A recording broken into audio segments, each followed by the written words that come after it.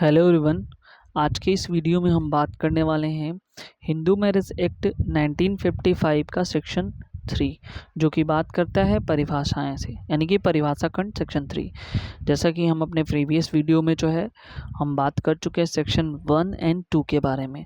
Section 1 जो है short title extent की बात करता है, यानी कि जो है संक्षिप्त नाम और विस्तार। सेक्शन 2 जो है एप्लीकेशन ऑफ द एक्ट, यानी कि जो है ये अधिनियम कब लागू होगा इसके बारे में बात करता है। ठीक है, और उसके बाद अगर हम फिर से रिकॉल कर लेते हैं थोड़ा सा, तो टोटल हिंदू मैरिज एक्ट में टोटल जो सेक्शन है, ठीक है, वो टोटल सेक्शन कितने हैं? 30 हैं। ठीक है, 30 है टोटल। अगर चैप्टर की बात करते हैं तो टोटल चैप्टर 6 है, 6 अध्यायों में विभाजित है। और ये लागू कब हुआ था? तो 18 मई, ठीक है, 1955 को ये लागू हुआ था। तो इतनी सारी चीज़ें याद रखनी है। तो चलिए स्टार्ट करते हैं परिभाषाएं। परिभाषाएं देखो, प्री के पॉइंट ऑफ व्यू से हमको पूरा डिटेल में यहाँ पे नहीं करना है, बस हम जो बता रहे हैं उसको ध्यान से देखते जाओ और नोट करते जाओ। ठीक है, सेक्शन 3A में जो है रूढ़ी और प्रथाओं के बारे में बताया गया है। ठीक है, बस इतना याद रखना है कि ये निश्चित होता है और अयुक्तियुक्त या लोक नीति के विरुद्ध नहीं होता है। ठीक है, ये क्वेश्चन यहाँ से ये पूछ सकता है। ठीक है, उसके बाद सेक्शन 3B में जो है जिला न्यायालय के बारे में जो है बात करता है।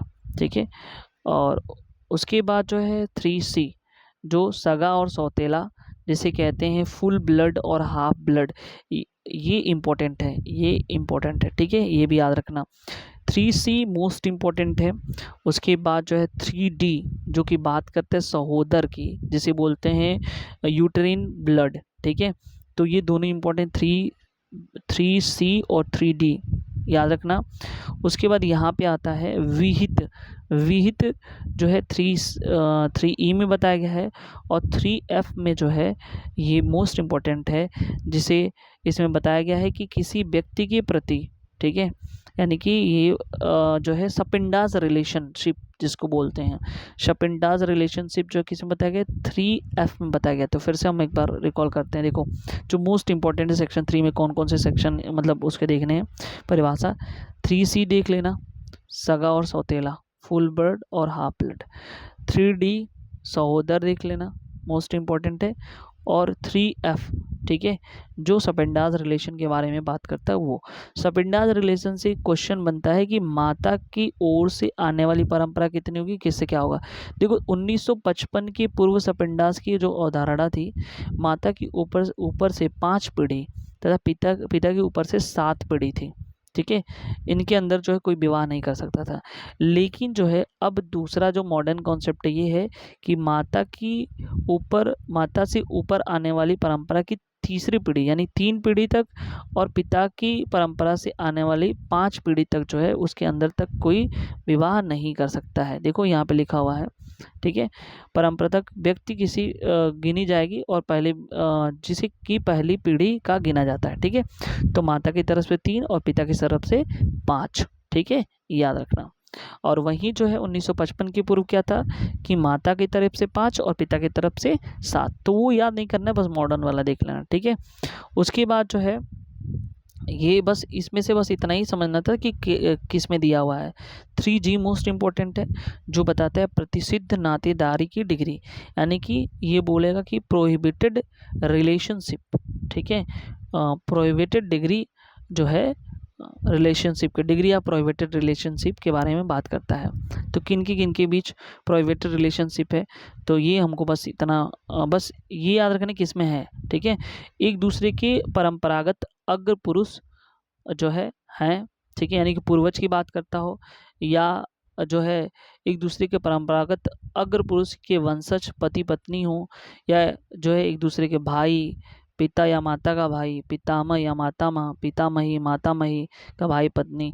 ये सब देख लेना, ये सब पूछा नहीं जाता कि क्या क्या है, इतना सारा बस इतना पूछा जाता है किस में है।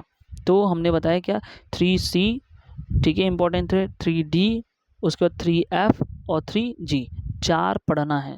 ठीक है, डेफिनेशन क्लॉज से ये 4 बस रट जाना किस में दिया हुआ है, याद रखना। ठीक है, उसके बाद यहाँ पे सेक्शन 4 पे हम आ जाते हैं सीधे सीधे। तो सेक्शन 4 जो बात करता है अधिनियम का सर्वोपरि प्रभाव। ठीक है, इसे over riding effect of the act. ठीक है, तो ये इसमें बस इतना समझ लेना है कि इसमें क्या होता है कि ये जो है देखो, हिंदू विधि का कोई पाठ, नियम, निर्वचन ये सब पढ़ लेना। इसमें क्या होता है कि जिन प्रथाओं का कानून द्वारा रोका नहीं गया है, ठीक है, इसमें क्या है, ये सारा ये लिखा हुआ है कि अगर मान लो कोई प्रथा है, उसको कानून रोका नहीं है, तो ये याद रखना कि वे सभी लागू रहेंगी, ठीक है। ये नहीं कि 1955 का ये कानून है तो उसको जो है वैध जो है शून्य घोषित कर देगा। ये बोल रहा है, ये सेक्शन 4 अधिनियम का सर्वोपरि प्रभाव की बात कर रहा है। तो कह रहा है कि जो जो प्रथाएं हैं, ठीक है, वो कानून द्वारा रोकी नहीं गई, नहीं वो प्रथाएं जो कानून द्वारा रोकी नहीं गई हैं, तो ये याद रखना कि उन पर जो है कोई कानून बना करके, ठीक है, उन प्रथाओं को रोक दिया गया है, ठीक है। जैसे मान लो कि रोका नहीं जाएगा, ऐसे सोच लो, सीधी सीधी बात, कि हिंदू विधि का कोई पाठ, नियम, निर्वचन, ठीक है, रूढ़ी, प्रथा जो कि इस अधिनियम के आरंभ होने से अव्यहित पूर्व प्रवृत्त थी, ऐसे किसी बात के बारे में प्रभाव शून्य हो जाएगा जिसके लिए अधिनियम द्वारा उत्पन्न किया गया हो। यानी कि अगर 1955 के पूर्व कोई ऐसी प्रथा वगैरह हो और 1955 वाले कानून में जो है उसको शून्य घोषित कर दिया गया तो शून्य हो जाएंगे।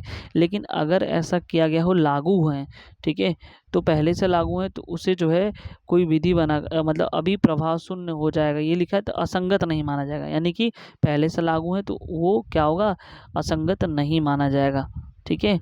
और जो रोक दिया गया है, ठीक है, जिनको रोक दिया गया है वो लागू नहीं रहेंगे 1955 के बाद। तो बस इतना ही याद रखना कि जो है क्या इसमें बताया गया है, अधिनियम की सर्वोपरि प्रभाव, ठीक है। तो फिर से चारों सेक्शन हम रिकॉल कराते हैं। Section first, short title extent, ठीक है, अधिनियम का लागू होना। सेक्शन 2, सेक्शन 3 में हमको क्या देखना है, ये परिभाषा खंड है, और परिभाषा खंड में हमको देखना है कौन सा इंपॉर्टेंट है, 3C जो सगा और सहोदर सौतेला की बात करता है, 3D सहोदर, उसके बाद 3F जिसे च बोलते हैं, 3 च, ठीक है, वो सपिंडास रिलेशन की बात करता है। उसके बाद जो है 3G जो कि प्रोहिबिटेड रिलेशनशिप की बात करता है, ठीक है। तो ये 3 में भी इम्पोर्टेंट हो गया। और उसके बाद जो सेक्शन 4 है वो जो बात करता है अधिनियम का सर्वोपरि प्रभाव, ठीक है। इतना सारा इम्पोर्टेंट जो है आपको एग्ज़ाम के पॉइंट ऑफ व्यू से है, और जो है ये आपसे पूछा जाएगा, तो इसको बस रिकॉल करने, इसके अंदर की चीज़ें नहीं पूछा जाता है तो पढ़ने की ज़रूरत नहीं है, ठीक है। मिलते हैं नेक्स्ट वीडियो में नेक्स्ट सेक्शन के साथ। Thank you so much.